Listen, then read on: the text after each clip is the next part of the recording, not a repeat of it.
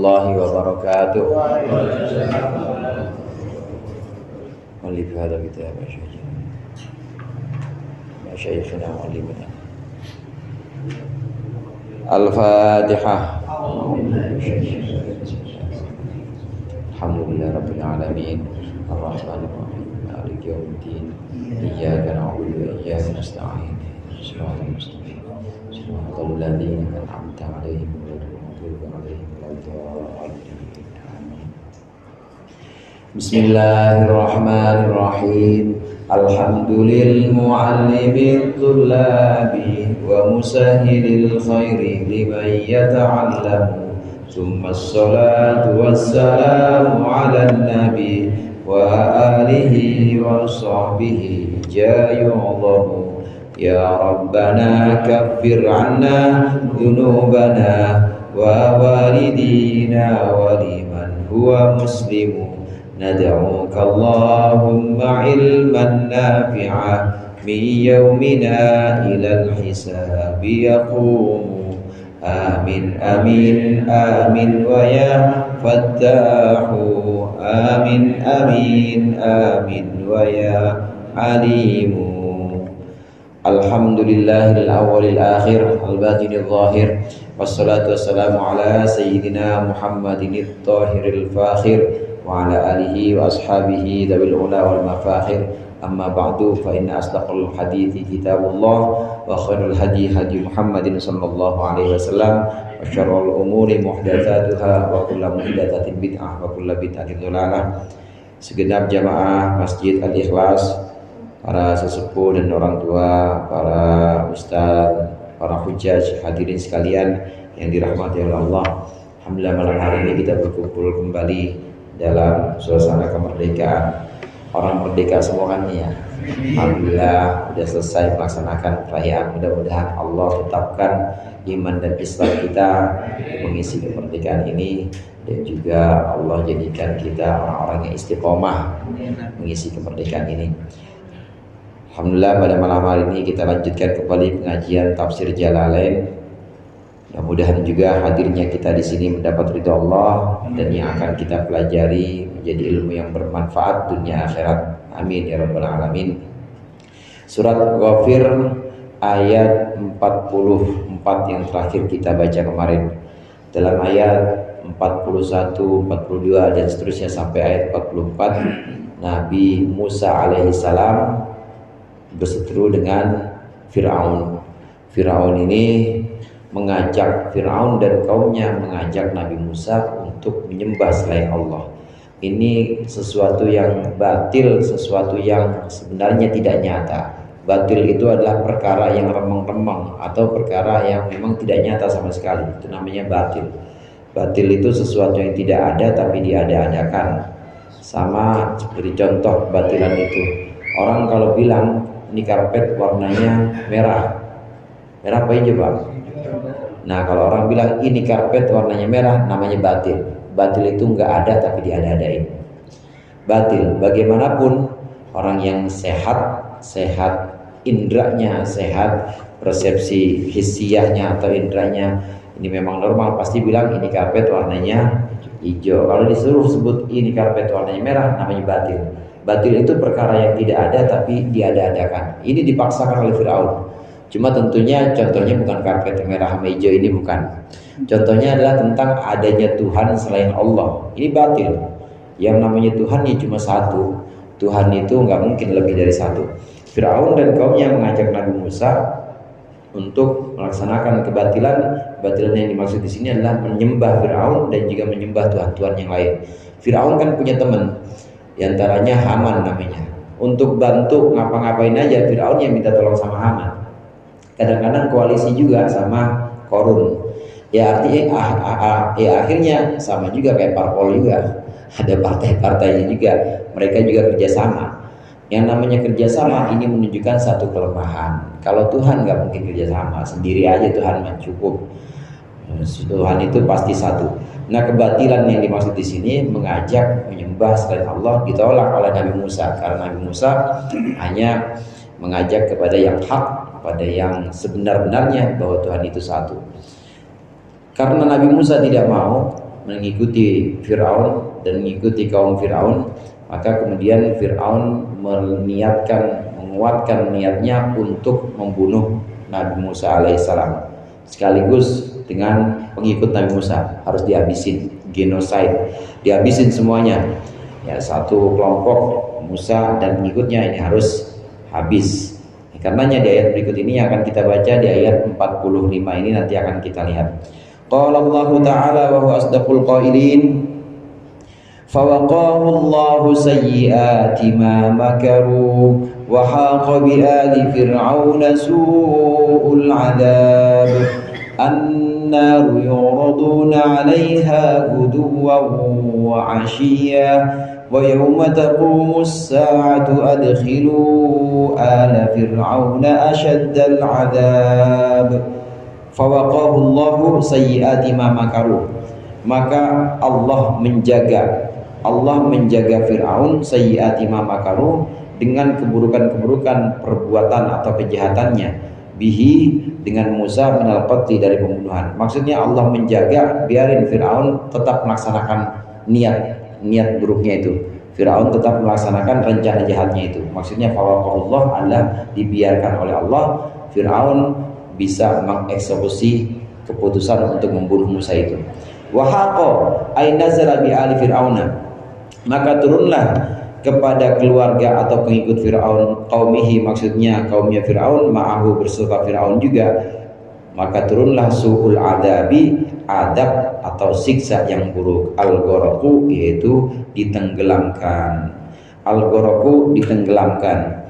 Fir'aun karena oleh Allah dibiarkan dan juga sengaja oleh Allah supaya terlaksana rencana buruknya, rencana jahatnya untuk membunuh Nabi Musa dan pengikutnya, dibiarkan oleh Allah, biarin, coba dia laksanakan dan dikasih jalan oleh Allah.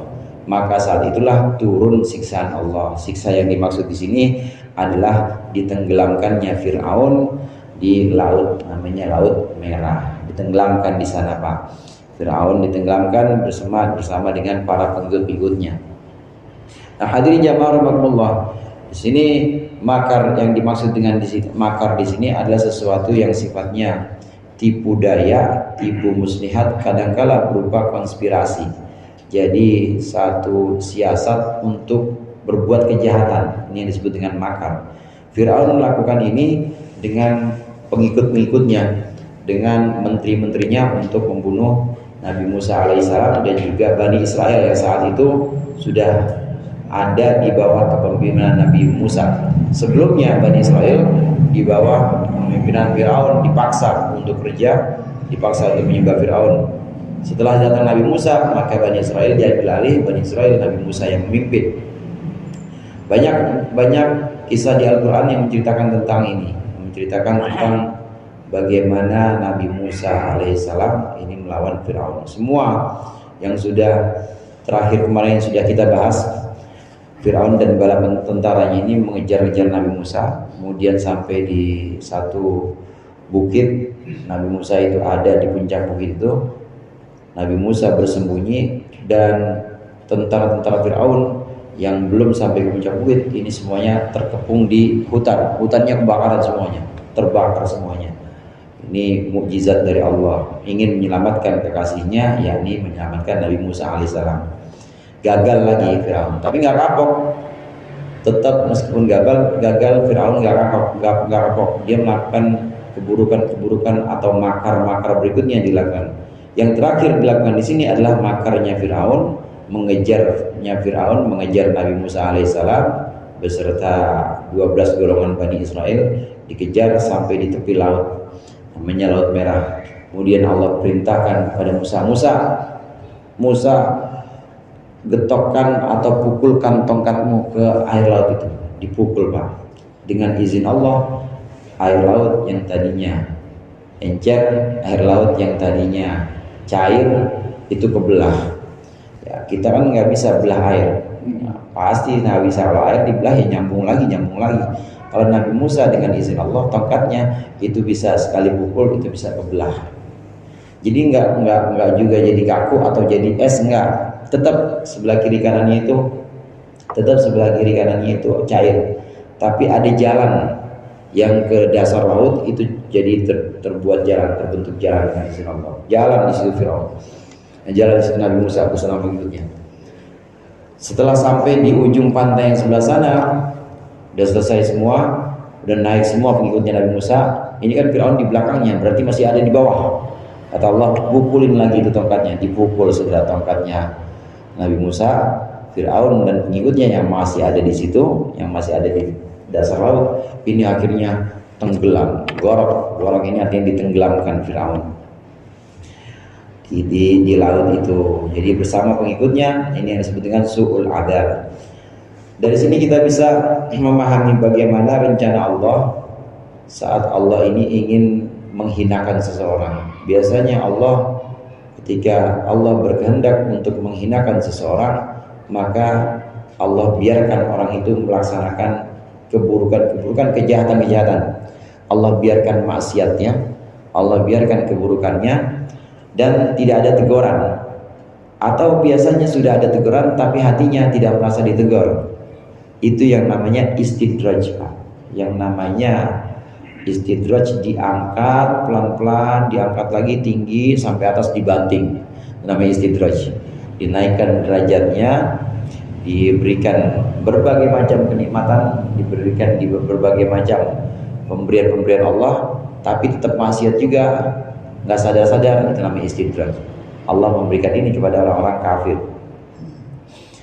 Karenanya kita sebagai orang Islam, orang mukmin, kalau diberikan ujian oleh Allah, ya alhamdulillah. Itu berarti masih ada pengingat. Allah masih berkenan mau ngingetin kita. Nggak sholat subuh.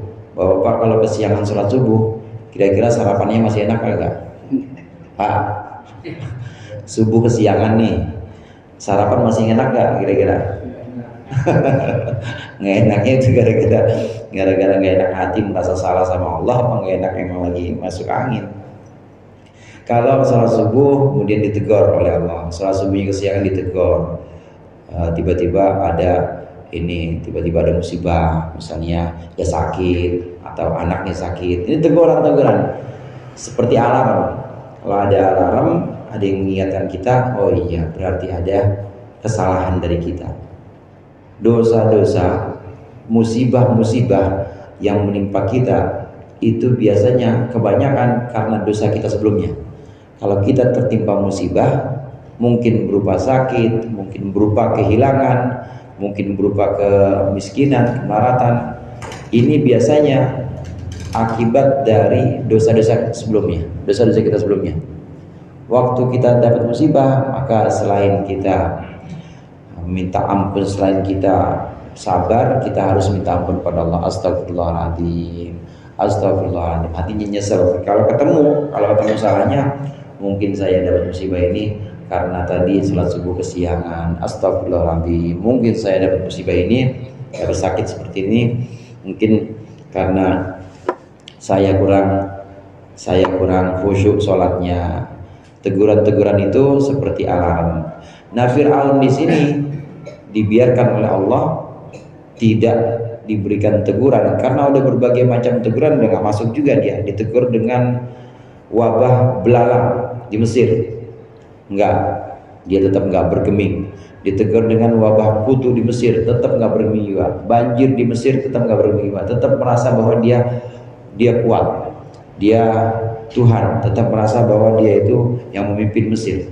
Teguran-teguran yang seperti itu tidak bergeming, hatinya sudah tertutup, maka ujung-ujungnya akan Allah berikan adab atau siksa. Su'ul adab, ini siksa yang buruk di dunia ini. Siksa yang buruk di dunia ini. Kemudian Imam Jalalain di sini setelah menafsirkan ayat 45, wa haqa bi ali fir'auna su'ul adab, maka turunlah siksa yang buruk terhadap keluarga atau terhadap Fir'aun dan pengikut-pengikutnya. Yang dimaksud di sini adalah ditenggelamkan. Imam Jalalain kemudian menafsirkan summa, pakai summa. Summa itu hadirin saudara, summa itu kalau dalam bahasa Arab untuk menunjukkan suatu urutan, tapi urutannya agak lama. Kalau urutannya sebentar, itu biasanya pakai fa. Saya makan misalnya, atau saya Saya ngomong terus minum. Atakallam fa ashrab, pakai fa. Atakallam fa ashrab. Saya ngomong terus minum. Jadi dekat antara ngomong dengan minum, pakai fa. Tapi kalau pakai tsumma ini agak jauh. Saya ngomong terus, atau saya ngaji kemudian saya ngaji lagi misalnya.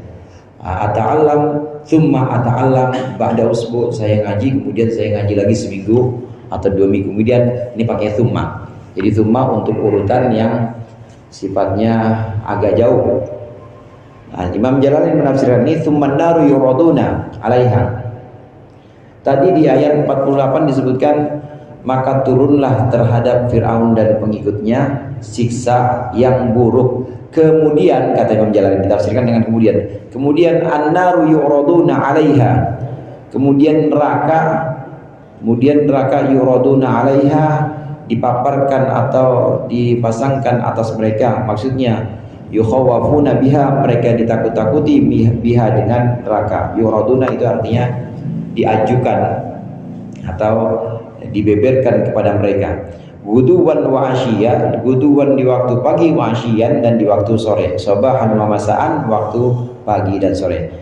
Wa yauma taqumus saah, dan di hari berdirinya as-saah, berdirinya kebangkitan. Yuqalu, maka diucapkan, udkhulu ya ala fir'auna, masuklah kalian ya ala fir'auna, wahai pengikut-pengikut Fir'aun. Wa fi qira'atin bi fathil hamzati wa kasril kha. Ada yang baca udkhulu ala fir'auna, ada yang baca adkhilu ala fir'auna, dua-duanya boleh. Kalau dibaca adkhilu ini amrun lil malaikah, maksudnya perintah untuk malaikat. Masukkanlah keluarga Fir'aun, atau masuklah wahai keluarga Fir'aun, masuklah asyaddal adabi, ke dalam siksa yang paling atau yang lebih, siksa yang lebih pedih, siksa yang lebih berat. Adzab jahannam, yaitu azab jahanam. Ayat 46 ini kelanjutan dari ayat 45. Kalau ayat 45 disebutkan maka turunlah siksa yang buruk atas keluarga Fir'aun. Maksudnya keluarga Fir'aun di sini pengikut Fir'aun. Artinya ya pengikutnya aja kena, apalagi Fir'aunnya. Maksudnya tentunya Fir'aunnya juga. Maka turunlah azab atas Fir'aun dan pengikut-pengikutnya di dunia, Pak, yaitu ditenggelamkan. Kemudian di ayat 45, ayat 46, di ayat 46, kemudian summa an-naru, kemudian neraka akan dipaparkan kepada mereka, neraka akan disajikan kepada mereka setiap waktu pagi dan waktu sore. Hadirin jamaah rahimakumullah, ini ayat 46 surat Ghafir, ini merupakan dalil dari siksa kubur.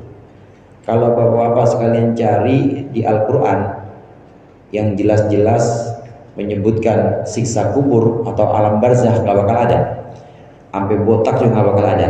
Di Al-Quran siksa kubur itu nggak bakal ada. Kalau memang redaksinya tentang siksa kubur nggak ada. Tapi redaksinya di sini bisa kita pahami maknanya kalau kita pahami secara utuh. Bisa kita dapat itu tentang informasi tentang siksa kubur atau alam barzah. Ada siksa kubur, kemudian juga untuk orang-orang Islam ada nikmat kubur. Ini bisa kita pahami kalau kita pahami ayat secara utuh. Karenanya dulu ada kelompok yang ingkar sunnah, kelompok yang mengingkari hadis, karena kata mereka ya hadis itu buatan Nabi Muhammad, ya mungkin ada salahnya. Saya mah pakai Quran aja, kata mereka nih. Kalau dicari di Quran nggak bakal ada siksa kubur. Makanya mereka juga mengingkari siksa kubur. Padahal ada, cuma dia nggak paham aja. Nggak paham gara-gara apa? Gara-gara nggak ngaji, makanya nggak ngaji. Kalau kita pahami ayat 45-46 ini surat Ghafir, ini udah punya makna tentang siksa kubur. Ayat 45 tadi menyebutkan Fir'aun dan keluarganya, pengikutnya akan disiksa di dunia dengan tenggelamkan. Kemudian nanti setiap pagi dan sore neraka akan ditunjukkan, neraka akan dipamerkan kepada dia. Hadis ini di Al-Quran nih, maksudnya neraka akan dipamerkan kepada dia setelah mati Fir'aun dan pengikutnya. Maka pagi dan sore itu akan dilihatin, nih tempat lu nih tanah. Ini tempat lu ntar di neraka. Pagi itu pagi. Kemudian sore dibawa lagi, ini tempat lu neraka. Ini menunjukkan bahwa siksa kubur itu ada dalam Al-Quran dalilnya. Saya katakan demikian karena kelanjutan ayatnya, dan nanti ketika hari kiamat maka Fir'aun akan dimasukkan ke siksa yang lebih pedih. Artinya yang barusan diceritakan neraka dipajangkan kepada mereka ini belum seberapa. Pagi dan sore ini belum seberapa. Sebab nanti akan ada siksa yang lebih berat lagi, yaitu nanti di hari kiamat. Itu yang namanya siksa jahanam atau siksa neraka. Ya, baru pembukaannya doang. Azab kubur itu baru pembukaan atau baru permulaan aja. Nanti bakal ada asyadil adab, yaitu siksa neraka yang lebih perih. Nah, ayat ini memberikan pemahaman kepada kita bahwa ada yang namanya siksa kubur itu. Memang tidak secara eksplisit menerangkan lafadznya atau redaksinya siksa kubur, enggak. Tapi bisa kita pahami kalau kita ngaji. Ini pentingnya kita ngaji bersama ulama, kita ngaji karya-karya ulama seperti tafsir Jalalain ini. Imam Jalalain menyebutkan di sini dengan kata tsumma, artinya tadi satu yang sifatnya urutan cuma agak jauh, ditenggelamkan. Setelah ditenggelamkan nanti mati itu ada yang namanya barzah atau kubur. Yang dimaksud kubur di sini bukan kuburan fisik yang digali, bukan, tapi dimanapun itu orang meninggal, kalau setelah alam dunia namanya alam kubur. Orang yang matinya di laut nggak sempat ketemu jasadnya, yaitu kuburnya. Maksudnya dia sudah mulai di alam kubur. Orang yang matinya di hutan, misalnya dimakan harimau, bagi-bagi itu, ada di perut harimau laki, ada di perut harimau perempuan misalnya, ya kuburnya di situ. Artinya jasad atau fisiknya memang di situ, tapi dia sudah masuk ke dalam alam barzah atau alam kubur. Mulailah dia di situ alam kuburnya. Alam kubur ini ada berikutnya setelah dunia, namanya alam kubur. Orang-orang kafir setelah di dunia, orang-orang kafir seperti Firaun setelah di dunia mendapat siksa berupa ditenggelamkan, nanti di alam berikutnya setelah alam dunia, yaitu alam kubur, ini setiap pagi dan sore akan dibawa oleh malaikat. Nih, lihat tempat kalian di neraka, diajak healing. Tahu healing, Pak? Jalan-jalan. Coba jalan-jalan yang mana? Jalan-jalan ke neraka, jalan-jalannya. Ada satu hadis Rasulullah SAW menyebutkan, sesungguhnya ruh-ruh orang-orang kafir ini dibawa oleh burung-burung gagak hitam, dibawa setiap pagi dan sore dan mengitari jahanam untuk menunjukkan bahwa itu nanti tempat kalian di sana. Pagi dibawa arwahnya. Nah, terus gimana Ustaz buat memadukan pemahaman itu jasadnya gimana? Yang dibawa itu rohnya. Setelah pertanyaan kubur, Pak, siksa pertama itu sebenarnya bukan pertanyaan kubur. Siksa pertama atau fitnah pertama orang meninggal itu namanya doktotul qabr. Doktotul qabr itu gencetan tanah, itu pertama. Malaikat belum datang itu. Gencet dulu. Jadi digencet dulu semuanya digencet. Hatta Sayyidatina Fatimah, Siti Fatimah aja digencet. Siti Fatimah putri Rasulullah itu digencet dengan tanah. Tanah itu begitu udah orang-orang udah meninggalkan kita semua, udah mulai bangun, itu mulai rapat tanah. Gak percaya, rasain dan ntar. Pasti Siti Fatimah aja digencet. Yang gak digencet cuma para nabi. Ini gak ada yang nabi kan nih? Para nabi yang gak digencet. Anaknya nabi kena, anaknya nabi. Apalagi anaknya ustaz. Anaknya ustaz punya ngomong lagi, kena juga, gencet juga. Cuma untuk orang-orang yang sholat, orang-orang yang di dunianya ini akrab dengan tanah. Akrab dengan tanah maksudnya bukan ngurusin sertifikat, bukan. Akrab dengan tanah itu tiap hari nyiumin bumi, itu insya Allah digencet juga. Tapi gencetannya seperti pelukan ibu yang lama gak ketemu anaknya. Ibu kalau ketemu sama anaknya udah lama, habis dari rantau, kira-kira kan dipeluk tuh. Ada kayak meluknya sampai mati? Nah, walaupun kenceng, ya Allah, mana aja sih lu? Ya mungkin agak kenceng emang, apa gemes kan kemana aja sih? Nah, begitu juga pelukan tanah kepada orang-orang yang tiap hari mencium tanah, itu seperti pelukan ibu kepada anaknya yang lama nggak ketemu. Digencet juga Pak, tapi insya Allah nggak kayak telur diulek. Tahu telur Pak? Telur kalau diulek kan ada cobek, pelukan hancur enggak tuh? Hancur, nggak kayak begitu. Tapi pelukannya adalah seperti pelukan ibu yang lama tidak bertemu dengan anaknya. Ini kan ibu bumi di sini. Ibu bumi, makanya ulama-ulama kita, orang tua kita dulu itu filosofi menyebutkan tanah air sebagai ibu pertiwi, karena memang kita bakal balik ke perut bumi semuanya. Ayo yang nggak balik ke perut bumi siapa dah? Balik semua ke perut bumi, karena itu ibu kita. Kalau mau tanah nggak mau pencet kita sampai mencret, sholat Pak, sholat ciumin bumi. Ini sholat aja nggak pernah, ya besok minta ini sama tanah, minta baik-baik. Enggak, kata tanah, apaan loh, di dunia aja nggak pernah cium gua, kata tanah. Dulu tempatnya ludah, gua lu ludahin, kata tanah nih, gua lu ludahin, lu kencingin, lu berakin, katanya nyium nggak pernah, kata tanah. Gencet abis orang yang nggak pernah sholat, karena nggak pernah mengenal tanah. Kita itu disuruh sholat, antara lain hikmahnya adalah untuk berakrab-akrab dengan tanah ini, berakrab-akrab dengan tempat yang nanti akan menggencet kita atau akan memeluk kita. Insya Allah yang sering sholat mah enggak digencet sampai mencret, enggak, pasti dipeluk oleh tanah. Demikian juga tentunya Sayyidatina Fatimah, ulama, para guru-guru kita, para alim ulama itu pasti digencet juga, cuma gencetannya seperti pelukannya ibu kepada anak-anaknya. Tidak demikian dengan Firaun. Firaun digencet pertama itu. Setelah digencet, baru ada fitnah berikutnya, siksa berikutnya atau pertanyaan berikutnya, pertanyaan kubur. Man rabbuka? Bingung Firaun. Ya bingung orang kafir, man rabbuka. Apa ini man rabbuka artinya? Boro-boro nggak tahu artinya.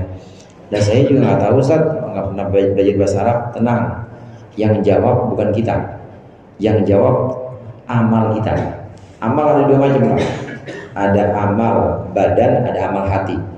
Kalau bapak hatinya emang Rabbunallah, emang hatinya Tuhan saya Allah, yakin, nggak diomongin ya paling kalau kita ngomong atau kalau kita lagi baca Quran atau lagi sholat, Allahu Akbar, Subhana Rabbiyal Azim, itu pengakuan lisan. Tapi hati kita memang yakin bahwa Allah Tuhan kita. Bisa jawab, walaupun nggak pernah belajar di madrasah, walaupun nggak pernah belajar bahasa Arab. Man rabbuka? Yang jawab amalan kita, amalan hati. Amalan hati kita emang dari dulu dalam hati kita yakin bahwa Allah Tuhan kita. Man rabbuka? Allahu Rabbi. Gampang itu Pak. Karena orang sini begitu semua hatinya ya. Wa man nabiyuka? Siapa nabimu? Yang jawab bukan kita, amalan kita. Amalan kita.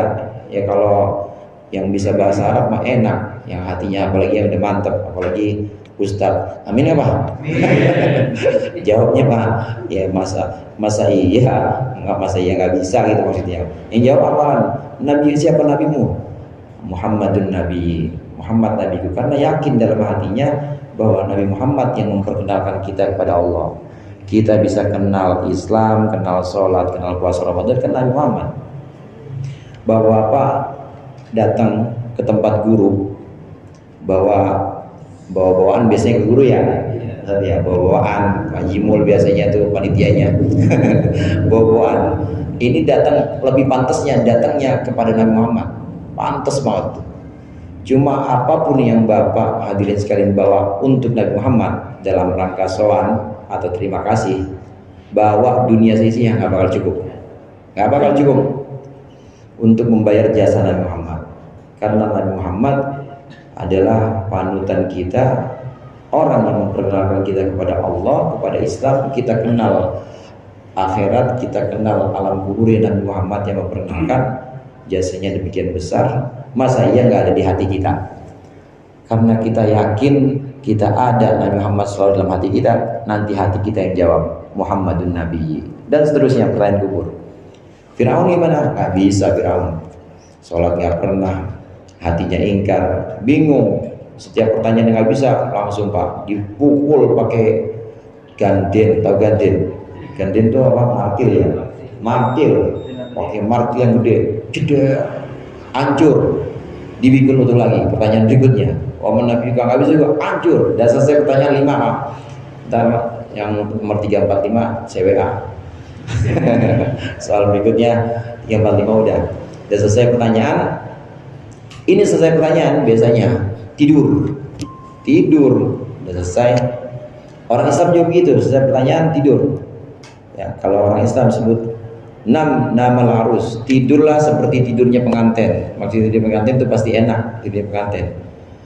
Nah kalau orang kafir tidur juga, cuma saat tidur ruhnya kemudian dibawa oleh malaikat. Kan ruh ada 2 macam, kita pernah bahas. Ada yang namanya ruhul yaqظah, ada yang namanya satu lagi ada ruhul yaqظah, ada yang namanya ruhul hayat. Roh kita ini punya 2 potensi, ada potensi kehidupan dan potensi kesadaran. Kemarin malam Bapak tidur ya? Tidur kan Pak? Tidur. Itu waktu tidur masih ada ruh yaqظahnya, masih ada ruh kehidupannya, masih nafas. Ya masih nafas, kadang-kadang juga ya kalau ini masih ngelilir, masih bukan ngelilir sih, masih pindah posisi, itu berarti masih hidup, masih nafas. Ada potensi hidupnya masih ada, tapi potensi sadarnya udah hilang. Potensi sadarnya ini yang Allah ambil dan Allah tempatkan di mana-mana. Bisa juga Allah pegang, bisa juga Allah tempatkan di suatu tempat. Kalau ditempatkan di suatu tempat biasanya jadi ya mimpi itu. Satu tempat bisa jadi mimpi. Dalam kubur pun seperti itu. Roh-roh orang Islam itu dibawa oleh tidur biasa. Di dalam kubur selesai pertanyaan, roh-roh orang mukmin ini tidur seperti biasa, hidup di sana, tetapi rohnya dibawa dan rohnya diajak untuk melihat surga pagi dan sore. Nih tempat kamu. Waduh, senang. Orang jemaah ikhlas semua. Sore juga gitu diajak, ayo jalan-jalan. Mana? Ini rumah kamu. Nih, ntar nih kaplingnya, lihat tuh udah ada pelayan-pelayannya. Senang dan nanti bakal dibangunkan ketika tiupan sangkakala yang kedua ditiup, kemudian dibangunkan. Wujuhu yauma idzin na'imah. Itu wajah orang-orang beriman ketika dibangunkan senang. Kenapa? Udah tahu mimpinya. Alhamdulillah, ini yang saya tunggu-tunggu. Kemarin mimpi doang, ini yang saya tunggu-tunggu. Tapi orang kafir, waktu dia selesai pertanyaan atau fitnah kubur, dia selesai tidur, nah rohnya dibawa oleh malaikat. Satu riwayat hadis tadi yang saya sebutkan, dibawa oleh burung gagak, dan setiap pagi dan sore diajak ngelihat tempatnya. Nih tempat kamu nih. Nih sore begitu lagi, ini tempat kamu nih. Nih lihat tuh, ntar kamu di situ ya ditusuk, digunting, dikasih air panas, minum air panas, makannya makan buahnya buah berduri, zakum namanya. Ditunjukkan ke semuanya. Makin tersiksa, sakit, tersiksa. Ini yang disebut dengan azab kubur. Di yu'raduna 'alaiha, an-naru yu'raduna 'alaiha guduwa wa 'ashiyya. Nanti neraka akan dipamerkan atau akan disajikan kepada mereka pagi dan siang. Dan khawatir Pak, khawatir dan takut, tersiksa. Persis kalau kita lagi mimpi buruk kan begitu, kadang-kadang keringetan juga. Kita mimpi buruk kan kadang-kadang benar-benar kaget dan takut. Demikian roh orang-orang kafir juga seperti itu. Pagi dan sore diajak untuk melihat pemandangan tempatnya, tempatnya.